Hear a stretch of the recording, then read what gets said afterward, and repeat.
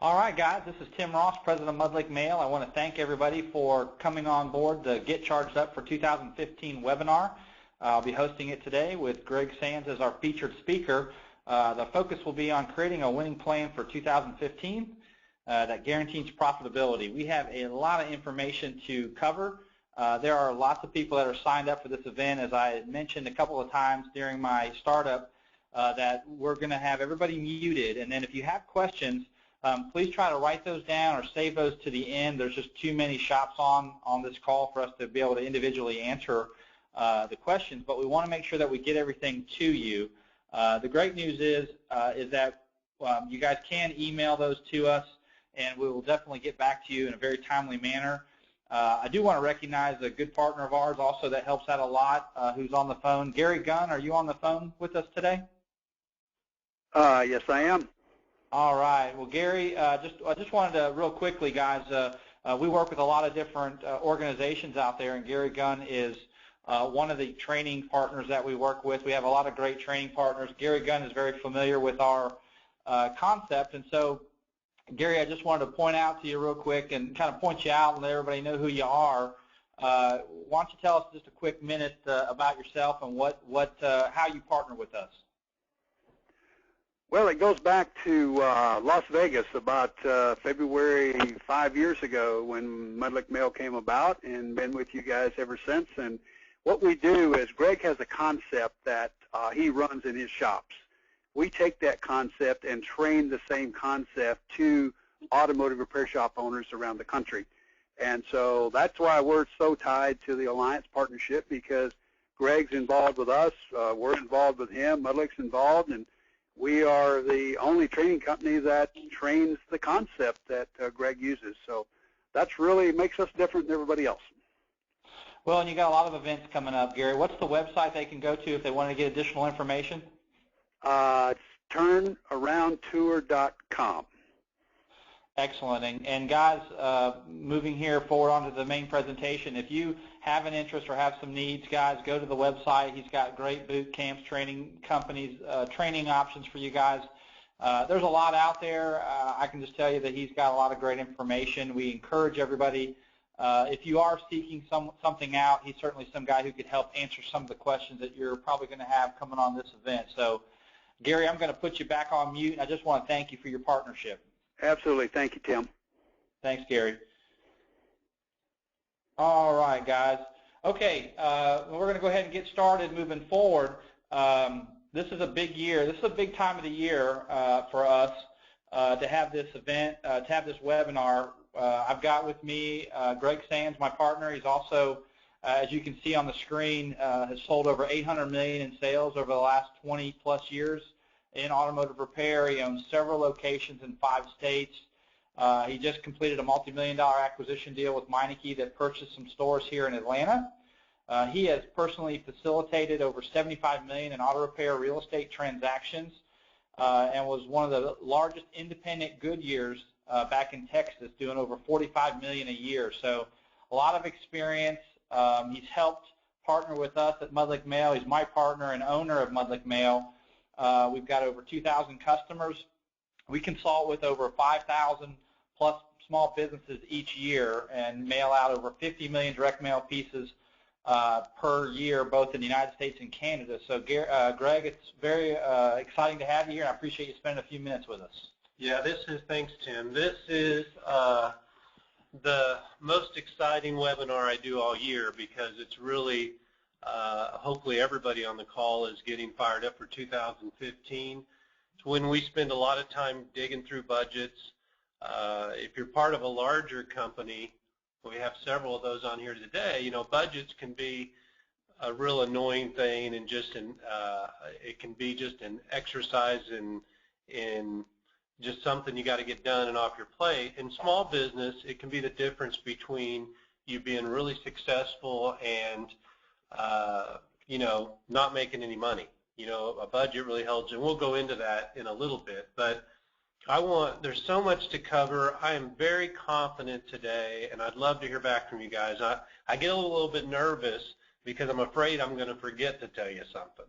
But I believe if you pay attention and hang in there with me for the next 45 minutes, I think you're going to walk away with one or two things that you go, oh crap, that's my home run for 2015, or I hope. I've worked really hard on this.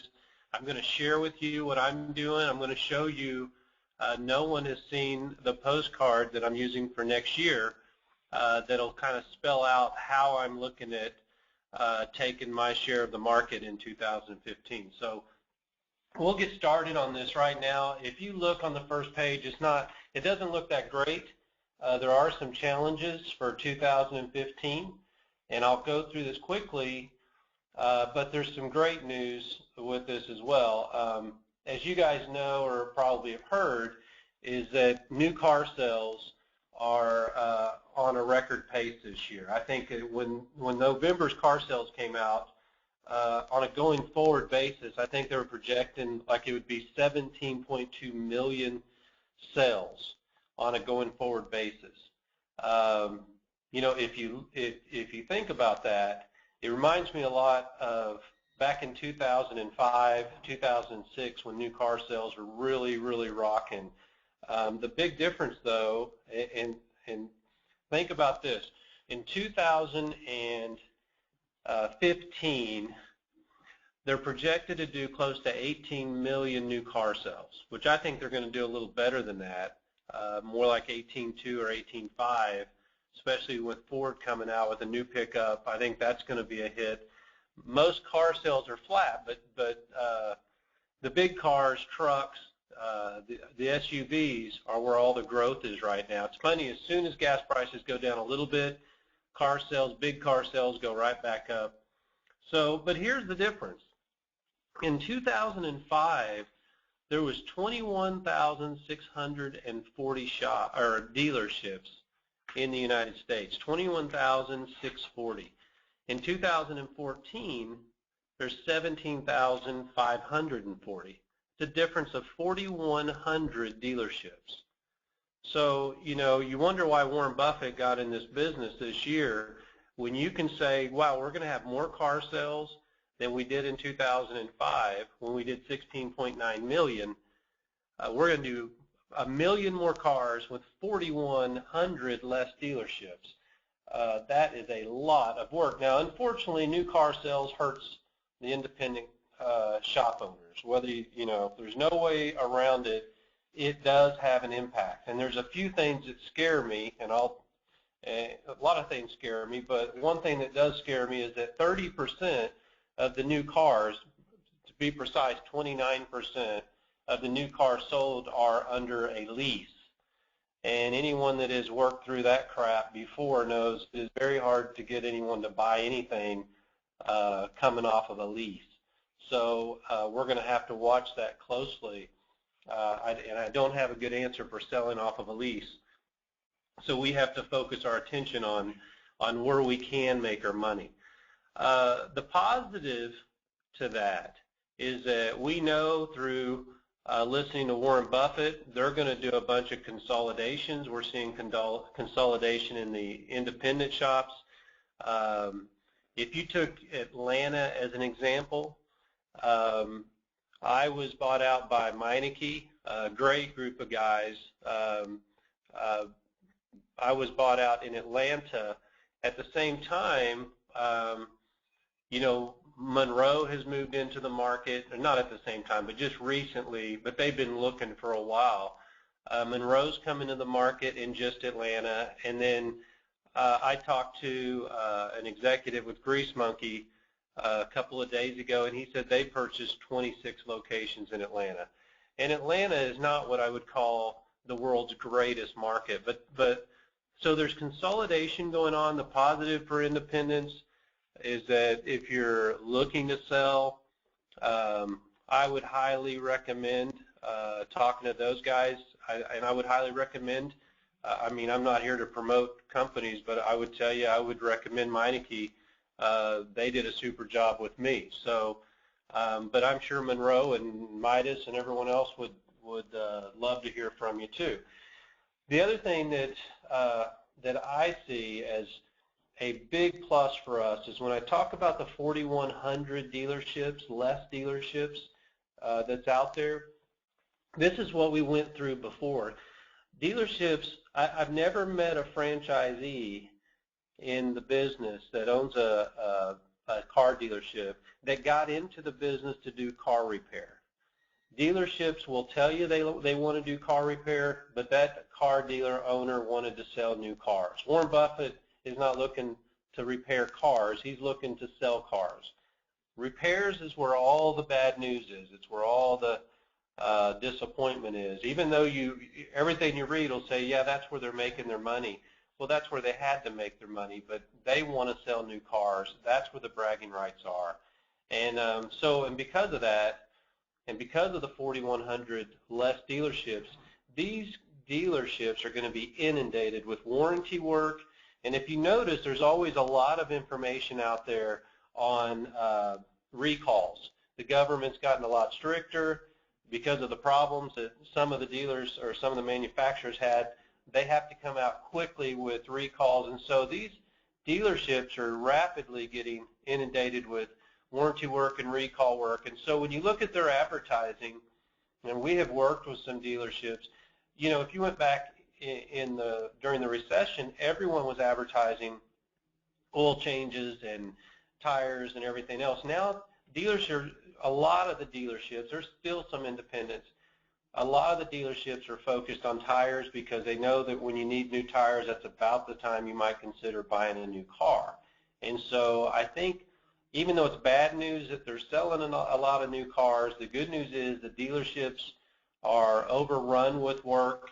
And I will tell you that it is still, there's still the average age of a car on the road, even with all these cars sold, is 11 years old. So, but don't get confused when you hear that the best profit margins for the dealership is the service center in the back. It is, but they hate it. It's a tough business. When you have consolidation in dealerships, the nice thing about that is it takes out the really good dealers. So as you take out a really good dealer that's focused on customer service and you get to more of a cookie cutter, you end up being able to compete a lot better. So for independents that are on the phone today, that local dealer that really does a good job may be part of a national chain or a bigger chain, and a lot of times that spells good news for us, and their focus will go more towards the new car sales and handling their existing customers. So I hope I didn't beat that into the ground too much. I have seen, this is something that I've seen in my own business, and I've seen it around the country, and I think it's perfectly reasonable, and that is that we have seen people call and say, hey, my car count is down, but my sales are flat or up against last year. And I think if you take into consideration these two things, it'll make sense to you. One, we have new car sales. Anytime you have new car sales, those used cars are getting fixed at the dealership and then sold. So there is a period of time where those cars are out of the market. We've also done a great job, and Mudlickers out there have done a great job of selling into the oil change and the synthetic oil change. The negative to that is that the more synthetic oil changes you sell, the lower your car count is, because the visits go from 2 to 3 times a year to sometimes 1 time a year, because they don't need an oil change as often. Now, you have to do it,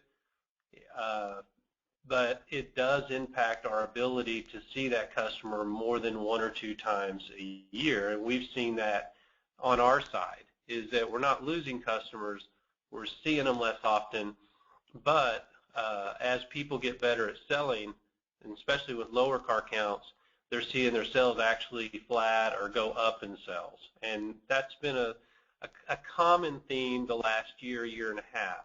So I just wanted to make sure you guys understood that that is going to be a problem until this cycles through. So we're still seeing people switching over from 3,000-mile oil changes to 5,000 to 10,000-mile oil changes.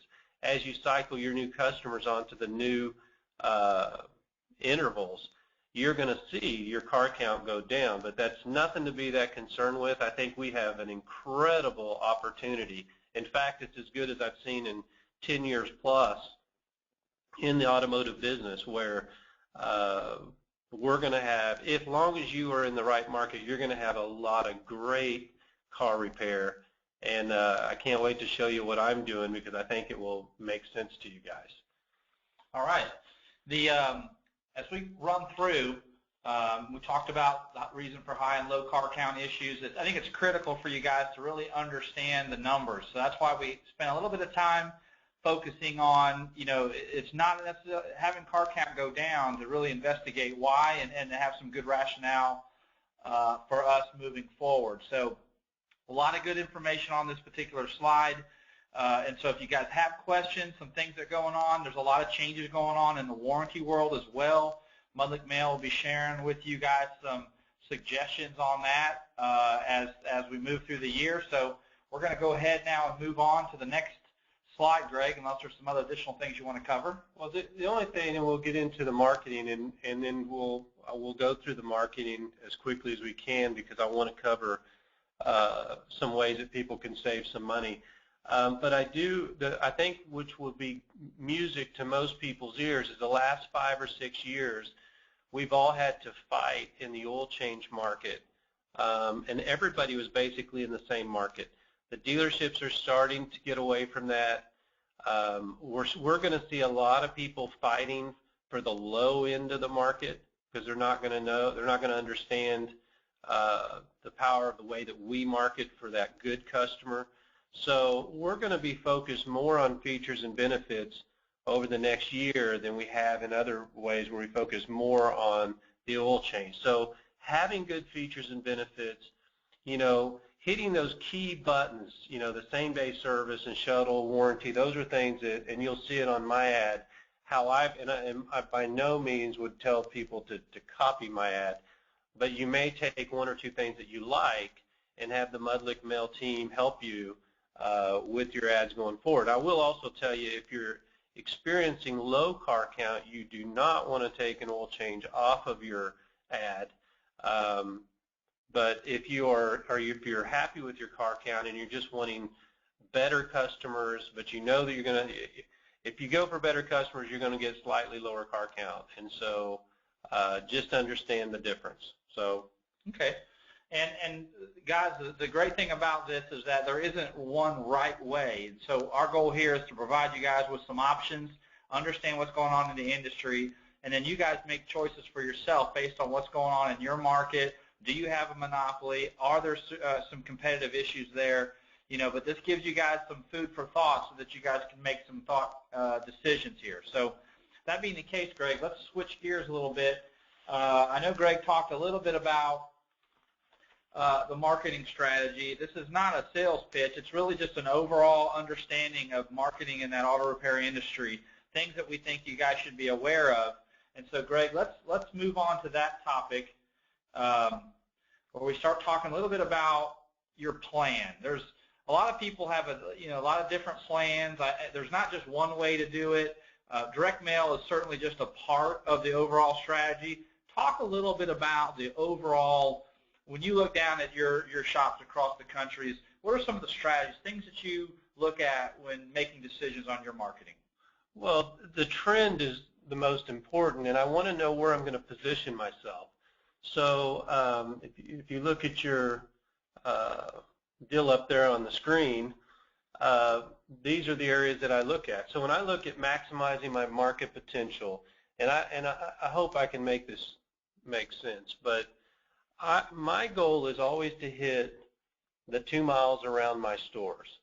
That's where I know I'm going to pull 85% of my customers. Now, if you can't do that, and I'm talking about direct mail, and we'll talk about direct mail, share mail. I don't want to spend a lot of time on this because most of you are already Mudlick Mail customers. So the market potential, if you cannot, and this is what is so critical, if you cannot afford to mail your full market potential, let's say that you go, man, I can only afford to do 5,000 pieces a month. I would strongly recommend that you mail the exact same 5,000 a month every month.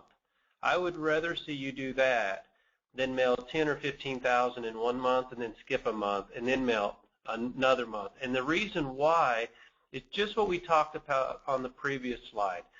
If you mail, our visits, when customers come in off of oil changes, which is usually when they start thinking about car repair, we're seeing customers about 1.2 times a year.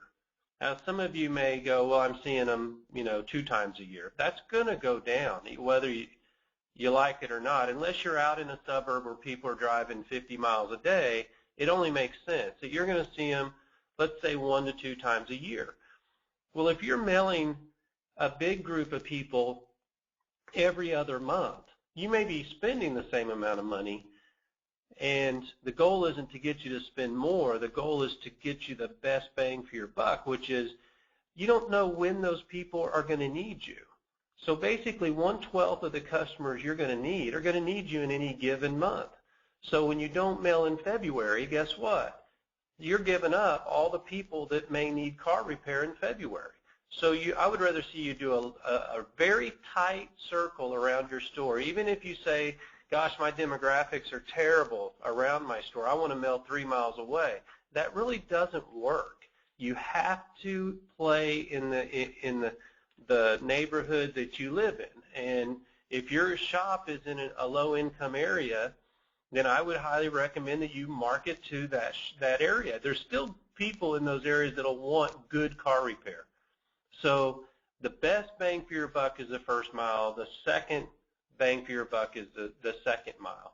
If you're in a low-end market, and you say, hey, I really am, I don't care about, middle income or higher income. I'm in the basement, man. I'm with the broke people. Then I would recommend shared mail. And that shared mail is when it's stuck in there with a bunch of other ads, usually other competitors, and it really just comes down to price. If you got the cheapest price, you're going to get the most return. The reason why I don't like to play in that arena is they tend to be the least loyal people out there. So it doesn't really pay for me to do that. But if you're in that market, that's okay. SEO, website, SEM, we've all heard a ton about this. I probably have spent more money than just about anyone I know on this market. And what I will tell you is that it's worth the investment. I've tried to spend as much as I could. I thought that was going to be the answer. I've invested in a company that does SEO, so I benefit if you use it. I think but it's not enough out there to really move the needle. And I think people that have found, wow, I'm on the first page and I've got pay-per-clicks, they're still finding the same problem. It is just not moving sales. But it will get you a good return, and it is a good complement off of direct mail or shared mail. So what I do is I set a budget. With my SEO, and I use Kukui, and I will tell you I am an investor in Kukui. So if that scares you away, use somebody else out there. But with Kukui and with what I spend on AdWords or pay-per-clicks, any of that, I don't want to exceed $500 a month. And the reason why is I set my budget at 5% a year on my advertising. So if you're anywhere between 5 to 10%, you're probably spending enough money. But just remember, you have to spend to where you want your sales, not where your sales are currently. So if you want your sales to be $80,000 a month, well, then you have to budget accordingly to that, or you'll never hit the numbers that you're shooting for. So hopefully that makes sense. Yeah, absolutely. And again, we get that question all the time. Sometimes you got to start small and work your way up, and that's okay. Direct mail, shared mail, SEO, websites, those are all great tactics that are used within the industry. Shared mail is probably the least used. But if you guys have questions about what you should do, how you should do it, just give us a call. We'll be happy to walk you guys through that. That's just part of us giving back educationally, so people kind of understand. You get bombarded with people trying to ask you to spend money for all kinds of different things. And what we'll leave marketing strategy on this note is that you've got to be able to tie it to an ROI. You've got to be able to tie it to performance. If you can't tie it to performance, then it's really hard to judge whether or not that's something to use or not. So you'll hear a lot of people talk theoretical. They'll talk kind of what the industry does. They'll talk a lot of kind of unverifiable information. So just be very careful about the things that you do marketing-wise. And if the company you're working with is not able to tie a bona fide sale, not a click-through, not something that's a physical sale, then that's where you have to really ask extra questions. All right, moving on then, guys. Greg actually is going to give us a little sneak peek of the ad that he's running. Now, again, there's not a right or wrong, guys, but I just wanted to give you kind of a little idea of what Greg's looks like. Greg, give us a little logic here on why you set yours up. We get a lot of people that say, why does he do this? Why does he do that? Take a little, give us a little information on this. I changed my mind. Take this off. I don't want them to see it. No, I'm kidding. Okay. Okay, I'll explain. If you notice, this is the first time I've run an ad that does not have an oil change on it. That is, now I will still have stores out there that have oil changes on it. This is an example of a store that's seeing an exceptional number of cars, and I believe I've created a very simple way to get both. And so, you know, you always have to have the offer. It's direct response, but what is the offer that's going to make the phone ring? And after talking to a lot of non-automotive people and sharing several different ads, this is the one that I got the best response from. And the reason for this, if you look at the bonus savings, the $10 off is $10 off any repair, which means if you want to come in and get wiper blades and they're $10, they're free. If you want to take $10 off an oil change, well then if your oil change is $29.95, it's $19.95. So it allows us to get more different options, tire repair, you know, small things that might turn into something bigger than just focusing on the oil change. And then we give a free winter checkup. And the reason why I put the winter checkup, you will not get a lot of these, but what it does is it's kind of a cool way to show what you do. If people look at your logo and say, well, I don't know for sure what they do, and they see, oh, brake check, fluid check, okay, they do automotive repair. There's a big thing on here that may shock people, but starting in January, we're going to a 5-year, 50,000-mile warranty on all repairs. Now, I will tell you, I was shocked when I went out and talked to people. That was not a big deal to people that were not in the business. That most people said that's not why I would come use you. But what everyone said is that would be a reason why I would buy repairs from you. So remember, that isn't as big a deal to get customers in the door, but it is a way to separate yourself from the dealership, separate yourself from all the other companies. When you can say, hey, well, if a customer says, well, you're 30% higher than the dealer, and you say, yes, but I'm 5 times the warranty, or in some cases, double the warranty, depending on which dealer's out there. Some are 12/12, some are 24. So this separates us clearly from the low-end guys to more the middle to the high-end guys to be able to say, look, we've got value and we can get more margin for our repairs, and it's going to be hard for competitors to compete with that. I don't think I'm going to see a lot of people follow me, although a lot of people did follow me on the 3-year 36,000-mile warranty. And what we've found is that warranties fall off every year. So we see almost no warranty off of the 3-year 36. So I'm guessing that I will probably not see any more big, I will not see a lot of warranty work in the 4th and 5th year either. People forget, they trade in their cars, but it is a good way, I believe, to show a difference. I wanted on this ad, and I won't spend a lot of time on it, but I changed from car troubles, we fix everything. I still love that slogan. So we changed up a little bit. No matter what you drive, we fix everything. So it's kind of a similar theme. If you noticed, I don't put for faster service, call for an appointment. All I put on there now is call or come by today. I can do that when I don't have an oil change on there. If I have an oil change on there, I know that I've got to get them to call me first, so I can say, is now a good time to bring in the vehicle, and I can get them to schedule a time. So, and then on the page, the non-posted side, you know, I always want to list my features and benefits. And in my case, I've got a picture of our location, but I also like a picture of the owner. It's hard for me because I don't live in all these markets. I don't think that carries as much weight as it would for an independent in a particular location. I think that's a good thing to do.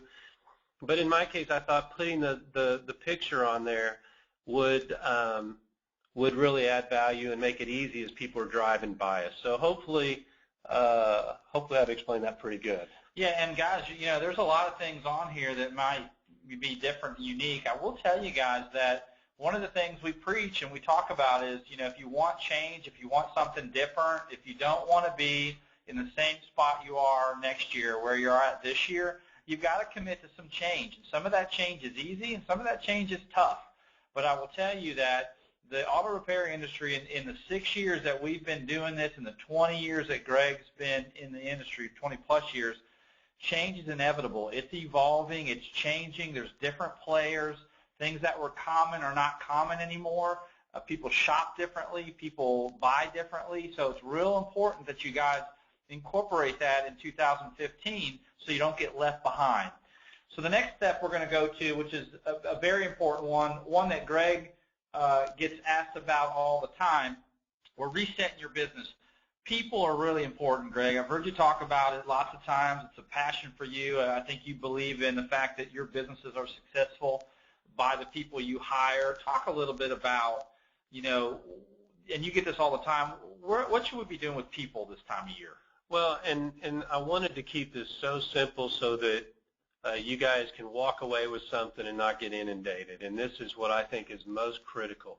You know, we've done a lot of testing in my stores. Also, Mike Daniels was nice enough to let us test it in his stores. And what we have found, if you look at this, evaluate your talent, third month rule of thumb. What we have found is that when you hire a service writer, salesman, whatever you want to call them at your front counter, whatever they sell in their third month, it does not change significantly from that, even 2-3 years later. And we have back tested it. Now, there's always outliers. There's always an exception. But if you think about it, when you hire a superstar, they're a superstar the first month, second month, third month. Now, they don't become a whole lot better even if they're a superstar. In other words, I hired Mike Daniels, and he, you know, back in the 90s, he did 120, 130,000, quickly went to 200. Well, I don't know that he'd be doing 400,000 today, but he was instantly able to go right up to where his talent level took him.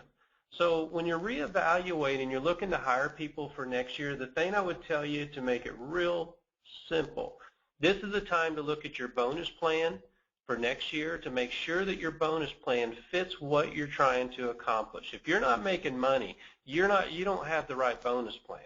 Or if people are bonusing and you're not making money, you got the wrong bonus plan. And so if you need a copy of our bonus plan, you know, get with Tim. Please send him an email. I'm making adjustments to mine as we speak. You know, I'm making some adjustments on the car count side. But I would tell you to look at the bonus plan.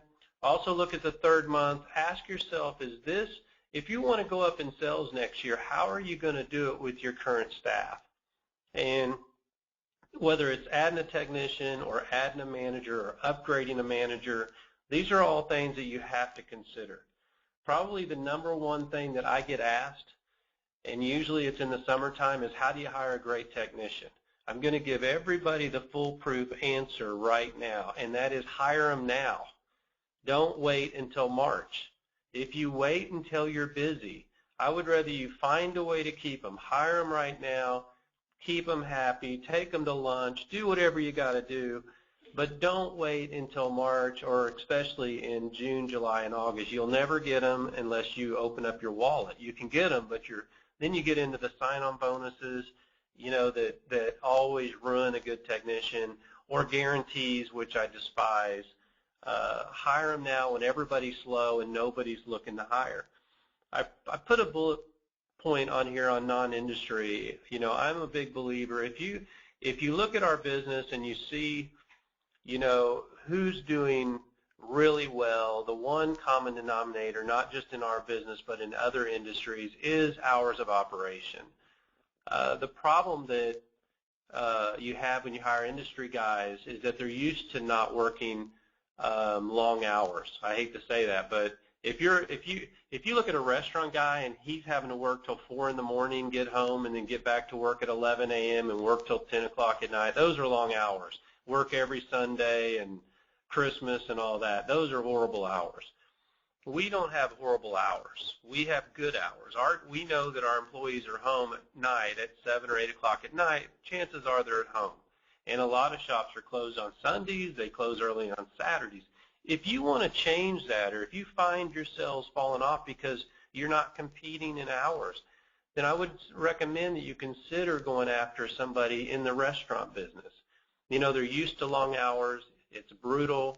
They come to work for you, and it's a dream. It's a great business. And I know that if you use track record hire, a restaurant guy is not guaranteed, but if you look at his track record and you have some simple things, like I'm looking for a restaurant, you don't maybe need a general manager, but you need a kitchen manager or a front of the house manager.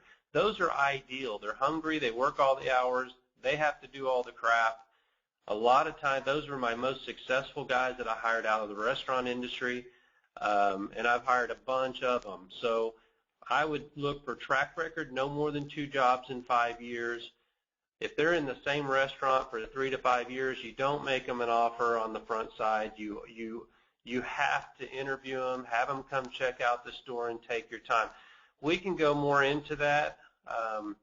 We have some stuff on our website, and that if you want to email Tim and say, hey, I would like more information on interview questions, things like that, or you can get with Gary Gunn at turnaroundtour.com. He has all this himself, and I know he has testing that he does for personality testing, people that fit the cells, and amazingly, it's pretty accurate.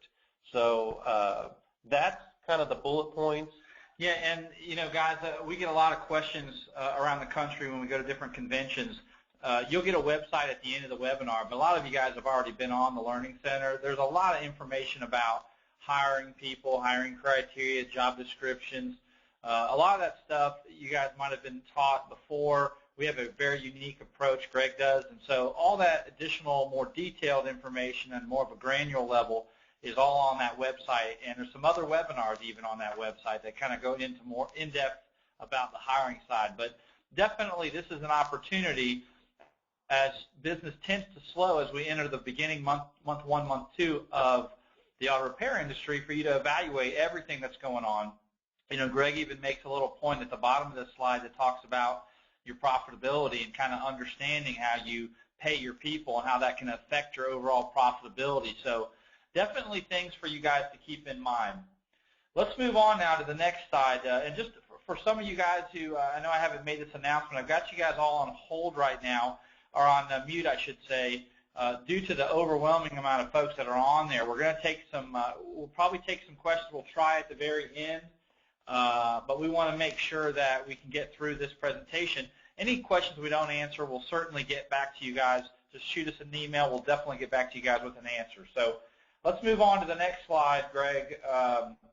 We talk a little bit about evaluating your vendors. So this is something you talk about all the time. I know there's different ways that people handle their vendor relationships. Guys, we're not saying this is the only way to do it, but if you're looking for a way to save on cost or to do something different or better, take a listen. Greg, talk us a little bit about how, so evaluate your vendors. What are some of the things here that you go over? Well, the main thing with vendors, and I think this page is going to make some people a lot of money. So I've got some exciting news on this. I look at the vendors, like the guys we have on here, everything's up for grabs. Probably the biggest lesson I've learned is not to be loyal with vendors. Because, and before you go, oh my God, he's telling me that, well, I would have you do a test. It's a perfect time to do this. Shop uniform companies and see if you're getting the best price. Shop your credit card fees, see if you're getting the best price. This first call option that, and I can tell you, I don't care if you have 300 stores out there or you have 5 stores, you can get the best price if you drop the first call option. It's got to be free market, which means don't give away your product to a vendor. If they want to earn your business, they got to earn it with fast service and great pricing. They are a commodity. Never forget that. A parts vendor is a commodity. They would hate to hear that, but it's true. We're not a commodity. There's a lot of pieces to the puzzle to run an automotive shop. But if I can open a box and it's the same alternator in 2 different places, that's called a commodity. So I hope that some of you guys will drop the first call option, expand, let some new vendors come in and play. But this is the little thing. This is the exciting part. That's the little stuff. The thing I was most excited to tell you guys about is we have been able to convert some of our stores to 100% consignment. I want you to think about this. That means our oil is on consignment. Our oil filters are on. We have 0 inventory. We have been doing that for the last year with no issues. So now you go, well, gosh, how'd that impact me? Wouldn't it be great if you didn't have $10,000 or $15,000 worth of inventory that can sit on your shelf and rot, that you've paid for, that you're never ever going to get your money back on? And so Warren did a great job for me in Colorado, and he was able to negotiate. And this is where expanding your base of vendors will come in handy. If the vendor that you're real loyal to really is loyal to you, then he should be willing to consign everything. If I was an oil company and I wanted to get into your business and you told me, hey, you know what, the only way I'll do it is you got to put the oil in and I'll pay you for what I use. Believe it or not, now is the time to go after these vendors and try to become 100% consignment. Can you imagine if you have 100 stores, what a deal breaker that's millions of dollars. If you've got 1 store, it could be 20 or 30% of your cash flow for 1 year. So I hope that you guys will jump on this and help me as I'm beating up vendors to go on consignment, because my goal is to get all stores on consignment over this next year. Good, and I tell you, and I know some of this stuff is not a wave the magic wand and it happens. It's going to take a little effort and work, but if you guys can move to a consignment process at your stores, that hard effort will be well worth it. All right, so we're going to go on to the next slide. We're almost getting down to the end of the presentation here. The next one we're going to talk a little bit about is review your costs. This is something Greg does with all of his companies on a regular basis. Greg, talk a little bit about how you are ongoing looking at costs and looking to make change. Well, and I have some good success stories on this with some people that's on this call today. If you look at your inventory, now I've just told you that I want you to go on consignment, and you're going to have people kicking and screaming not wanting you to get consignment, because then the money comes out of the vendor, your pocket, or it comes out of the vendor's pocket and sits on your shelf. But even if you're on consignment, you've got to count your inventory, and the more you count it, the better the chances that you get less stolen. Even if it's on consignment, you want to ratchet your inventory down to just what you need, where you don't negatively impact the customer. So I know some people have to carry inventory. They're a long ways away from a vendor, but in most cases we don't have to do that. In our shops, we carry about $7,000 in inventory, which includes oil, it includes our batteries, everything. You can get to that, and we go through quite a bit of volume, so I would tell you to count it. Now, I would also tell you the reason to count it in December. If your inventory is not really there, like when I ask a shop owner how much you have in inventory, they'll give me a number, let's say 30,000. Then we go count it down, and he might have 12 or 13,000. that is the perfect time to write it off. If it's not there, you're just paying taxes on it. So if you write off what is missing inventory, it's going to make your P&L look terrible. But so what? You care about a P&L, or do you care about the money staying in your pocket? For some of you, it could save you $5,000 to $10,000 in taxes this year. Just count your inventory and make sure you don't overstate your inventory by 1 penny. It's just money out of your pocket. So the other thing that we've done, had a lot of success with shop owners, is if you have old inventory. Now, one shop owner on here did a wonderful job in the last couple of weeks on getting their vendors to pick up their inventory. I didn't think they would do it because the inventory was pretty old. They had so much inventory to return that the vendor, they agreed to return a check once a month for 3 months. So think about that. I mean, that's I might have pushed a little harder to get all my money because they overstocked them to begin with, but the fact that they were willing to take it and agree to pay them back was a home run for them, and they were sitting on literally thousands of dollars worth of inventory, and they had no money in the bank. So that one move radically changed their cash position. You know, and some of the things that you see, and I know you've heard inventory pars, the only thing I will tell you to that is I try to never have anything in my shop that I don't use over more than a 10-day period. And I use the 10-day period because if I have a really busy week, I may use it up, but I try not to carry inventory. So if you have par levels and you start going around and go, wow, how long has that stuff been in my shop? If it's been in there for months or weeks, you either get rid of it, sell it on eBay, give it back to the vendor, have him trade out the inventory with inventory that you can move. But believe it or not, in our business, inventory can be a big part of how much money you make for the year. So hopefully you guys will get on that. It's whether you save it in taxes or you save it in returns, that should put some money in your pocket. Yeah, and I'll tell you guys, we aren't anti-parts people. The relationships that we have with parts companies, you know, great companies like Napa and Advance, some of these are the best parts companies in the country, CarQuest. These are great guys. We just want you guys to be diligent, you know, and they'll actually respect you for that. They're in it to be your long-term partner, and our relationship with these guys is fantastic. So that's not a cut on those guys. It's just a matter of doing your due diligence. So moving on as we move through it, I know everybody hates to do this, Greg. It's something that if we really wanted to put some people to sleep, probably could talk about this. But let's just highlight some of these bullet points you see on here and touch on some things that you think are critical, because if you can't count your money to the bank, you're not making any money. So tell us a little bit about how you handle the budget. Well, I can tell you this is my favorite part of the year because I get to work on budgets and look at it. I know I drive my partners crazy and you crazy. Not me. That's no problem. But it's pretty nice to get a snapshot of what you're going to make next year. I've written budgets my whole life, and there is an art to writing a budget. It's really easy to write a budget wrong, or to write a budget where you either sandbag so that you know you're going to hit your number, or you write a budget so huge, meaning you're going to be up 30, 40% in sales.